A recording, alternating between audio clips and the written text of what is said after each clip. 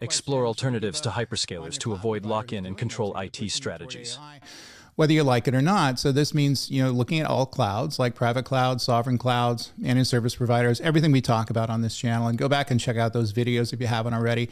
Those are going to be viable options in that they're not going to push you to typically proprietary lock-in technology. The large hyperscalers will, because they feel they need to. They feel they need to drive up the stack and provide sophisticated services that they view are going to be game-changing in the market. However, many of the enterprises who leverage those services will find that they become lock-in that are very difficult to displace later on down the line and uneconomically viable to do so. And you don't want to be put in that situation. You don't want a technology provider to dictate your IT strategy. And I think many of them are looking to do that. Now, I think for many enterprises, this is going to be a critical junction. So in other words, are you going to continue on with your hyperscaler? Are you going to move to different platforms, either your owned platforms that run in your data center or a data center that you rent, managed service providers, private clouds, sovereign clouds, or some of the second tier clouds that are out there.